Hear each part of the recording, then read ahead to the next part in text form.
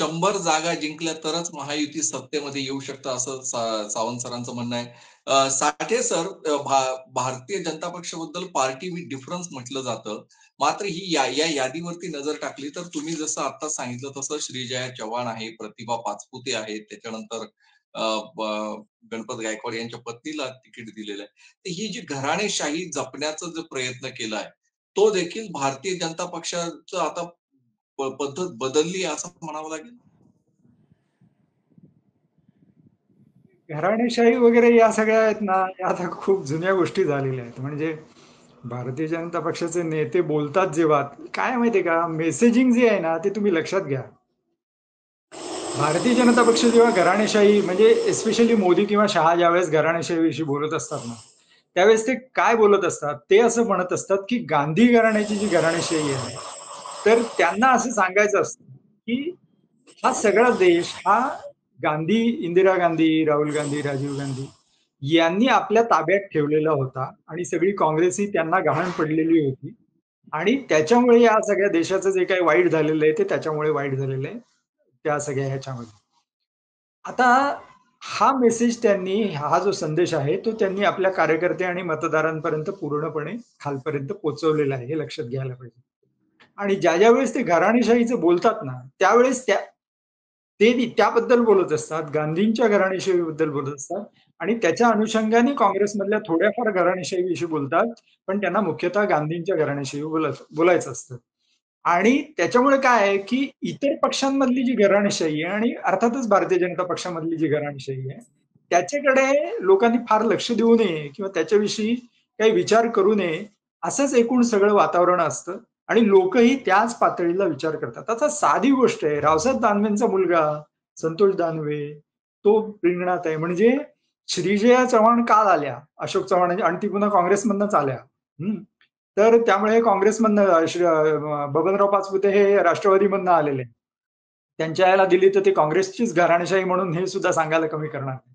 मुद्दा असा आहे, भारतीय जनता पक्षामध्ये घराणेशाही नव्हती म्हणजे काय नव्हती किंवा नाही म्हणजे काय नाही, आणि हा संदेश कसा पटतो लोकांना, तर ही गोष्ट एका दृष्टीने मान्य करायला लागेल की त्यांचे जे धोरणकर्ते आहेत, त्यांची जी मध्यवर्ती समिती आहे, त्यांचे जे प्रमुख नेते आहेत, मग ते देशातले असतील किंवा राज्यातले असतील, त्यांच्यामध्ये तुम्हाला खूप मोठ्या प्रमाणात घराणेशाही दिसत नाही. ही गोष्ट आतापर्यंत मान्य करायला लागेल. पुढे जसजशी होईल अजून 10 वर्षांनी काय होईल आपल्याला माहित नाही. त्यामुळे घराणेशाहीचा हा जो मुद्दा आहे ना, त्याला काय पार्टी विथ डिफरन्स आणि हे काही लागू होत नाही. पण इथे मला दुसऱ्या 1-2 गोष्टींकडे हे लक्ष वेधायचं आणि ज्या 100 जागांचा उल्लेख आता सावंत सरांनी केला त्याच्याबद्दल सांगायचंय, की ते का कठीण आहे. म्हणजे भारतीय जनता पक्षाला 100 जागा जिंकणं आणि आता जो सर्व्हेचा उल्लेख झाला की 75 ते 80 जागा मिळतील, सातत्याने असं सांगितलं जातंय 75 ते 80 जागा, त्यावेळेस तरी होतं, आता नवीन सर्व्हे आलेले नाहीत बहुधा.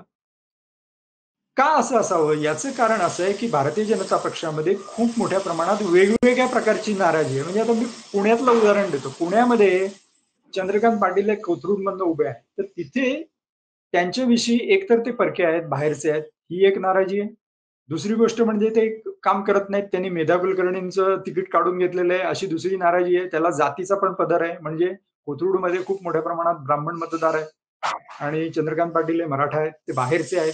त्यांनी मेधा कुलकर्णी या ब्राह्मण नेत्याला बाजूला केलेलं आहे, ही नाराजी आहे. त्यामुळे त्यांच्या विरोधात आता बलवडकर नावाचे एक स्थानिक कार्यकर्ते उभे अजून सुद्धा राहतील अशी परिस्थिती आहे. अजून सुद्धा कदाचित हे दाखल करतील आणि नंतर माघार घेतील. पर्वतीमध्ये माधुरी मिसाळ या विद्यमान आमदारांना तिकीट दिलंय, पण तिथे श्रीनाथ भिमाले म्हणून त्यांनी खूप जबरदस्त तयारी केली होती. म्हणजे त्यांनी साड्या वाटपाचे खूप मोठमोठे कार्यक्रम घेतले. त्यांनी यात्रा आयोजित केल्या सगळ्या या मतदारसंघामध्ये. त्यांनी तरुणांना तुम्ही माझ्याकडे या, मी नोकऱ्या देतो असं सांगितलं. आणि आता त्या श्रीनाथ भिमालेंना काही तिकीट दिलेलं नाही. तर त्यांनी आता काल परवाच, म्हणजे ही यादी जाहीर झाल्यानंतर असं सांगितलेलं की मी याचा विचार करीन, कार्यकर्ते काय म्हणतात तरी. खडकवासल्यामध्ये खूप मोठ्या प्रमाणामध्ये नाराजी आहे. खडकवासल्यामध्ये त्यामुळे तिकीट जाहीर झालेलं नाही. कसब्याचं तिकीट अजून जाहीर झालेलं नाही, उमेदवारी जाहीर झालेली नाही. सांगायचा मुद्दा असा की प्रत्येक ठिकाणी अशा पद्धतीची एक नाराजी आहे आणि हे महाराष्ट्रभरात आहे. आता उदाहरणार्थ नाशिकमध्ये बघा, डॉक्टर राहुल केदारांना पुन्हा तिकीट दिलेलं आहे. त्यांनी परवा असं सांगितलं होतं, मला देऊ नका, तुम्ही माझ्या भावाला द्या म्हणून. त्यांना पुन्हा तिकीट दिलेलं आहे.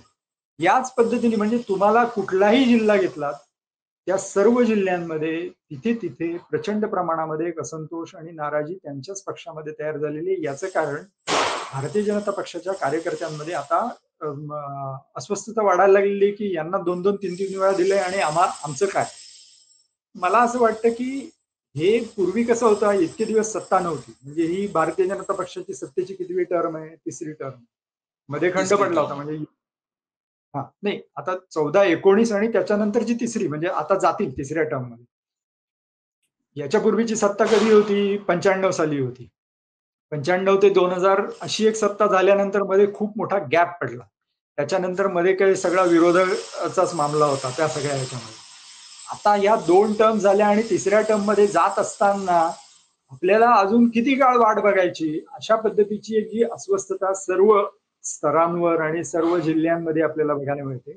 त्याचा खूप मोठा फटका हा भारतीय जनता पक्षाला बसू शकतो. आणि बंडखोरी मी तुम्हाला सांगतो, बंडखोरी होणार, सर्व ठिकाणी होणार.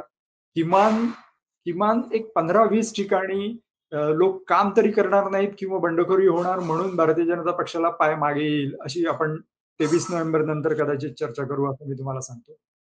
दुसरी गोष्ट अशी की हे जे वेगवेगळे हे उभे राहणार आहेत, गट उभे राहणार आहेत, वंचित बहुजन आघाडी, जरांगे किंवा संभाजीराजे आणि राजू शेट्टी किंवा राज ठाकरे. राज ठाकरे.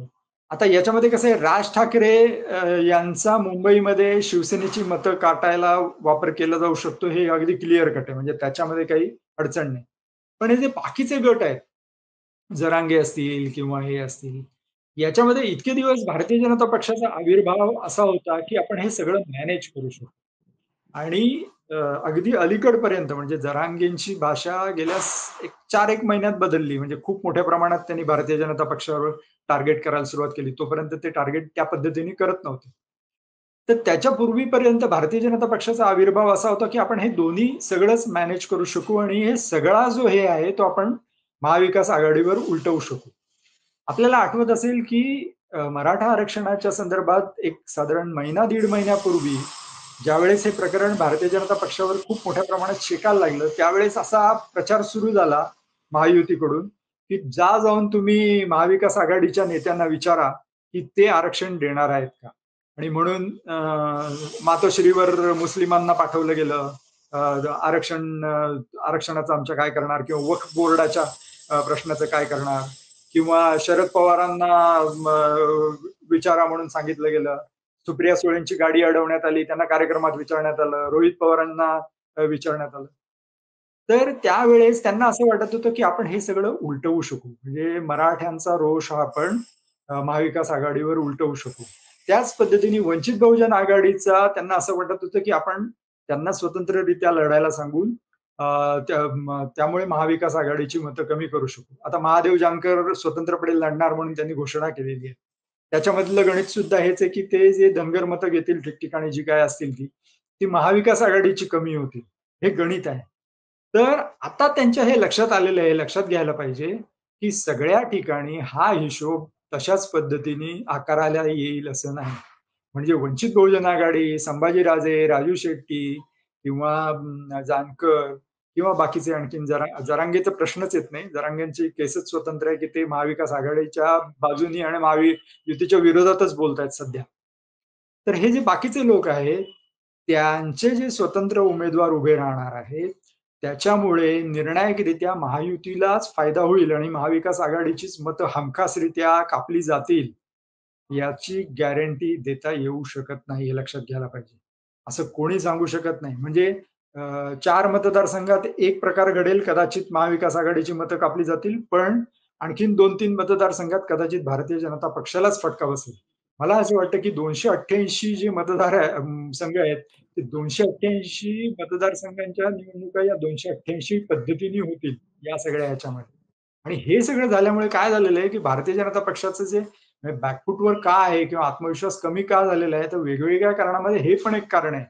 इतके दिवस त्यांचा जो एक आविर्भाव होता की आपण हे सगळे पक्ष, शिंदे गट, अजितदादा या सगळ्यांना मॅनेज करू शकू आणि आपण पुढे जाऊ शकू. हा आविर्भाव आपल्याला आता दिसत नाही. याचं कारण आता त्यांची जी परिस्थितीवरची पकड होती, ती आता सुटलेली आहे किंवा कमी झालेली आहे आणि त्याच्यामुळे भारतीय जनता पक्ष हा आता सावध पवित्रामध्ये आलेला आहे आणि त्यांनी आमदार रिपीट करण्याचं ठरवलेलं आहे. तर 100 जागांचा जो प्रश्न आहे, तर 100 जागा त्यांना या परिस्थितीत मिळणं हे खूप कठीण आहे. त्यांना एकेका जागेचा हिशोब करायला लागेल. खूप मायक्रो मॅनेजमेंट म्हणजे ते म्हणतायत, हरियाणासारखी आम्ही करतोय आणि सगळेजण म्हणतायत, विश्लेषक पण आपण म्हणतोय. पण ते मायक्रो मॅनेजमेंट अति मायक्रो मॅनेजमेंट असेल आणि त्याची खात्री शेवटपर्यंत कोणालाही देता येऊ शकत नाही अशा परिस्थितीत आहे. त्यामुळे 100 जागांचा हिशोब हा कशा पद्धतीने लागेल हे आज सांगता येऊ शकत नाही. उन्मेष.